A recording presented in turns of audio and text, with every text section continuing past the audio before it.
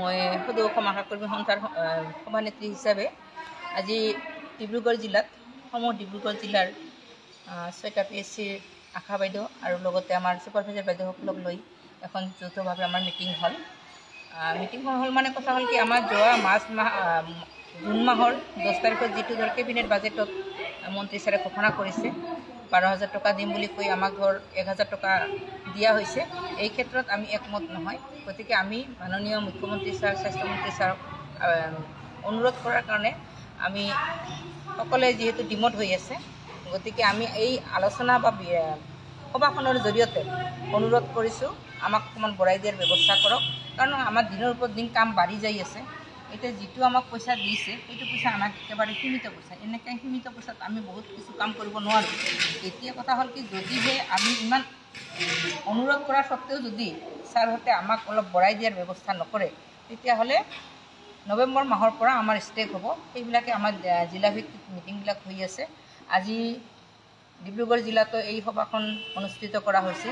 এই ক্ষেত্ৰতে যিহেতু আমি সকলোৱে একত্ৰিত হৈছোঁ, গতিকে আমি ভাবোঁ যে মঞ্চখনত আমি বিচ্যুতি ঘটাব নিবিচাৰোঁ। কিন্তু কথা হ'ল আমিও যদি আমাৰ কথা নাথাকে তেতিয়াহ'লে আমি হয়তো এইখিনি কৰিব বাধ্য হ'ম। গতিকে আমি মাননীয় স্বাস্থ্যমন্ত্ৰী মহোদয়ক আমি অনুৰোধ কৰিছোঁ। আৰু যোৱা 3 তাৰিখত ওদালগুৰি জিলাতো আমাৰ মুখ্য উপদেষ্টা দীপ্তি দেৱী বাইদেৱে আকৌ মেমৰেণ্ডাম দিয়া হ'ল পীযুষ হাজৰিকা মহোদয়ক। গতিকে বিশেষ এটা চিন্তা চৰ্চা কৰিবৰ কাৰণে আমি অনুৰোধ জনাইছোঁ। গতিকে আগন্তুক দিনত ভাল এটা ৰিজাল্ট পাম বুলি আমি ভাবিছোঁ। আৰু যিহেতু আমি কাম কৰোঁ, কামৰ যেনেকৈ কৰোঁ মাহৰ প্ৰতি কাম কৰোঁ, মাহত আমি ৰিপৰ্ট পাতি জমা দিওঁ, কিন্তু পইচাখিনি আমি ঠিক মাহে মাহে নাপাওঁ। প্ৰতিটো কাৰ্যক্ষেত্ৰতে 3 মাহ 4 মাহলৈকে আমাৰ পেণ্ডিং হৈ যায়, বেকলগ পৰি যায়।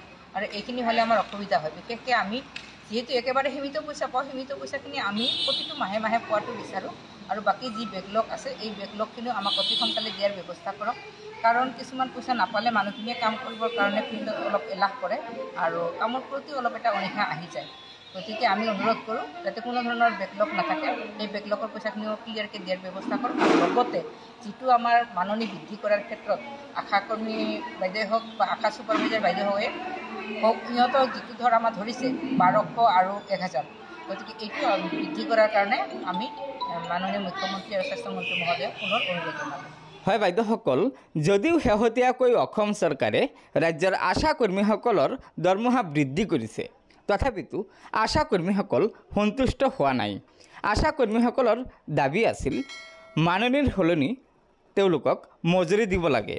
কিন্তু অসম চৰকাৰে শেহতীয়াকৈ 1,000 টকাহে বৃদ্ধি কৰিছে, যাৰ কাৰণে আশা ইউনিয়নে ৰাজ্য চৰকাৰক পুনৰ এই দৰমহা বৃদ্ধিৰ সংশোধনী কৰিবলৈ দাবী জনাইছে। গতিকে বাইদেউসকল, আশা কৰিছোঁ অসম চৰকাৰে এই ক্ষেত্ৰত এই নিৰ্বাচনৰ পূৰ্বে কিবা এটা ভাল খবৰ দিব পাৰে। গতিকে লগৰ বান্ধৱীসকলক ভিডিঅ'টো শ্বেয়াৰ কৰি আজিৰ এই খবৰটো জনাই দিব। আৰু নতুনকৈ অহা বাইদেউসকলে আমাৰ এই চেনেলটো ছাবস্ক্ৰাইব কৰি ল'ব। ধন্যবাদ। জয় আই অসম।